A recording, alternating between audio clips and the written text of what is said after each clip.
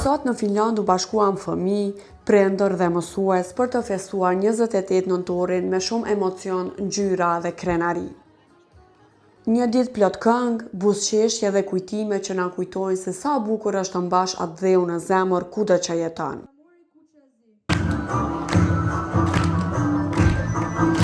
Në gjithë këtë organizim madhështor nuk ka se si të mungoj një bisedë me mësuesen dhe organizatoren e mbrëmjes Mirdita Fazliu, e cila tregoi se sa përgjegjësi por edhe kënaqësi e madhe është të organizosh dhe të ruash traditën, kulturën dhe gjuhën shqipe larg Kosovës. Për mua festimi i 28 nëntorit ka një domethënie shumë të madhe për të ruajtur identitetin, kulturën dhe gjuhën tonë shqiptare.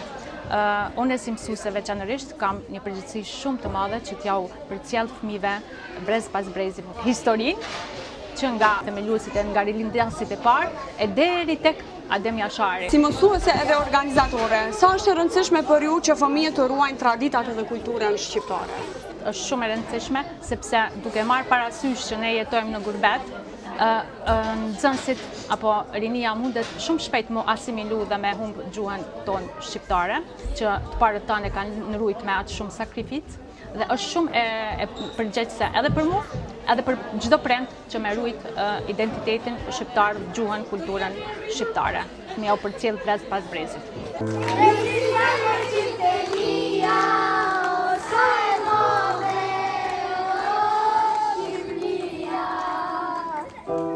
Është një ndjenjë shumë e mirë, është një ndjenjë e veçantë, sidomos që edhe prindrit janë shumë të interesuar, po këtu mund të them që unë shpesh herë hasi edhe të nxënësat që kanë shumë dëshirë me rujt, me mësu ballën, me mësu këngët shqiptare.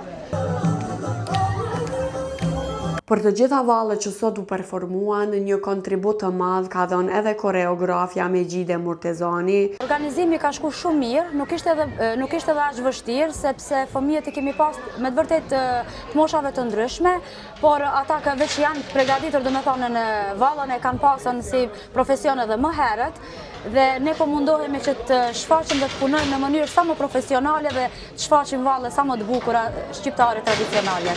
Ta është të rëndësishme për ju si koreografe që të ruani edhe të bartni në për gjeneratat e reja të gjitha traditat shqiptare, e sidomos në diasporë. Për neve shqiptarët në diasporë është shumë e rëndësi që të bartin traditat tona, sepse në këtë mënyrë neve mbjellim dashurinë që e kanë fëmijët tonë për atë dheun e tyre.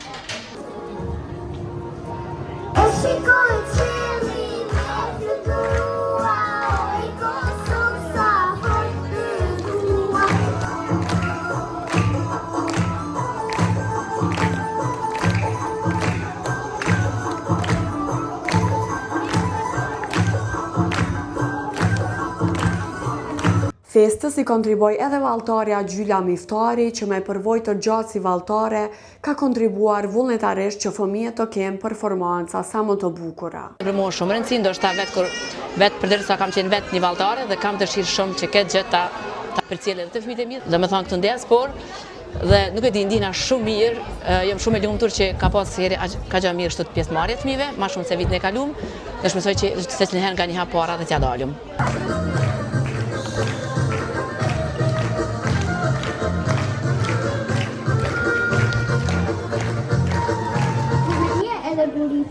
Ku jam rritur me perime, ku kam folur gjuhën time, ku kam fisje, ku kam parë, ku kam qeshur dhe ku kam qarë. Ku uroj me gaz dhe me shpres, ku kam dëshirë të vdes.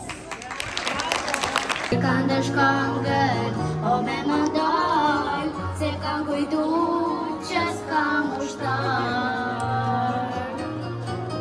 O lethet vota, për kostë të tuse, se pa duvak s'kam se votëm po toke ti me zoj. Mora mjale, mora vargullë, mora qarkullë me furka. Festa e sotme na e rikujtoi se rënjët tona janë të forta dhe krenaria jo nuk shuhet kurrë, pavarësisht sa larg ndihemi nga atë dheu. Faleminderit fëmijëve, prindërve dhe mësuesve që e bën këtë ditë kaq të veçantë. Ngjyrë të kuqe ka një flamur, me shqiponja me 2 krena, na jep emrin ma të bukur, ndaj për herë për çdo festë. Vesh me gat një bluzë të kuqe, mami më thot për të qeshur ti e si lule kuqe.